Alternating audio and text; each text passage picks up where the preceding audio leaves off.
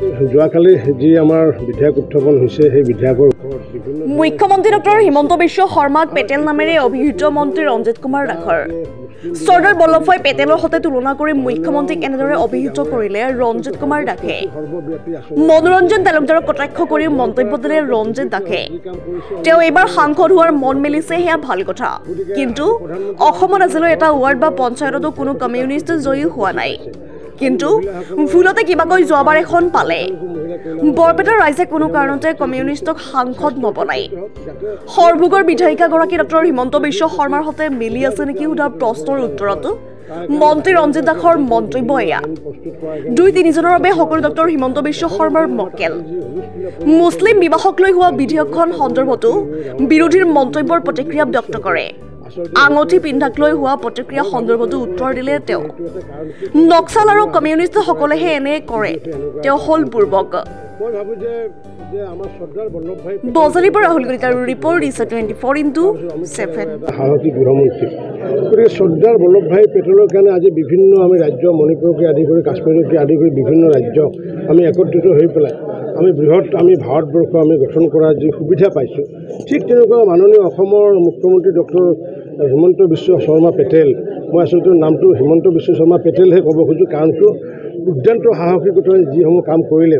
এতিয়া আজি বৰদোৱাৰ ক্ষেত্ৰতে যি আজি গুৰুজনাৰ জন্মস্থান তাতে আগ্ৰাসন হৈছিলে, তাতে বেদখল হৈছিলে, সেই বেদখল আজি উচ্ছেদ কৰি গুৰুজনাৰ প্ৰতি যি সন্মান জনালে।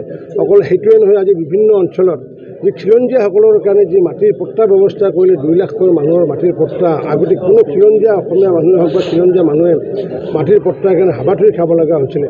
এনেকুৱা যিসমূহ দুৰ্দান্ত যি সাহসী কাম কৰিছে, তাৰ কাৰণে সমগ্ৰ অসমবাসী ৰাইজ, সমগ্ৰ বজালীবাসী ৰাইজ তেখেতৰ লগত আছে। আৰু তেখেতক বিভিন্ন ধৰণৰ আজি ব্যতিব্যস্ত কৰাৰ যিটো প্ৰচেষ্টা চলাইছে, সমগ্ৰ অসমবাসী ৰাইজ তেওঁৰ লগত আছে, কাৰণ তেখেতে আমাৰ কাৰণে হৈছে ডক্টৰ হিমন্ত বিশ্ব শৰ্মা পেটেল। পাগলৰ কথা কি ক'ব, এই যে কমিউনিষ্টসকলে নক্সালসকলে, কাৰণ আমি সনাতন সংস্কৃতিৰ মানুহ, আমাৰ পৰম্পৰা এইটো। গতিকে আজি সনাতন সাংস্কৃতিক পৰম্পৰা কৰি যিসমূহ পূৰ্বৰ পৰা চলি আহিছে আঙুঠিকে, মই আঙুঠি নিপিন্ধোঁ বেলেগ কথা, কিন্তু মইতো সনাতন সংস্কৃতিৰ বিভিন্ন কাম কাজ কৰোঁ। যে আমি যে বিভিন্ন পন্থ আছোঁ সনাতন সংস্কৃতি, আৰু এই সনাতন সংস্কৃতিনো কি যে মই আপোনাক দেখিলে নমস্কাৰ দিওঁতো এটা সনাতন সংস্কৃতি।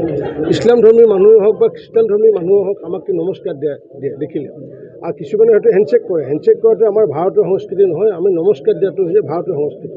গতিকে যিহেতু ইছলাম ধৰ্মী মানুহেও নমস্কাৰ দিয়ে আৰু আমাৰ খ্ৰীষ্টান ধৰ্মী মানুহেও নমস্কাৰ দিয়ে, গতিকে এই ক্ষেত্ৰত যে যিসকল নক্সাল বা কমিউনিষ্ট তেওঁলোকৰতো এনেকুৱা কোনো ব্যৱস্থাই নাই, কাৰণ কিয় আজি কমিউনিষ্ট বা নক্সালসকলৰ কোনো ধৰ্ম নাই, সংস্কৃতি নাই, তেওঁলোকে গোটেই বিশ্ব ব্ৰহ্মাণ্ডই এখন সমাজ বুলি ভাবে। তেওঁলোকৰ কথা তেনেকুৱা, তেওঁলোকে আঙুঠিকে নহয় বিভিন্ন ধৰণৰ ব্যতিব্যস্ত কথা কয়, বিভিন্ন বিধানসভাখনত সময় অপচয় কৰিছে, আৰু মহাবুৰ্বক কথা এইটো এটা। বৰপেটাৰ কি কয় তেওঁৰ মনটো আগতো আছিলে, বহুত মন আছিলে, হওক তেওঁ যদি হ'ব পাৰে ভাল, কিন্তু ভাৰতীয় জনতা পাৰ্টি আৰু লগতে আমাৰ যি অসমৰ ৰাইজ আৰু ভাৰতীয় জনতা পাৰ্টি কোনো কালে কমিউনিষ্টৰ মানুহক অসমত সাংসদ হ'ব দিব নোৱাৰে।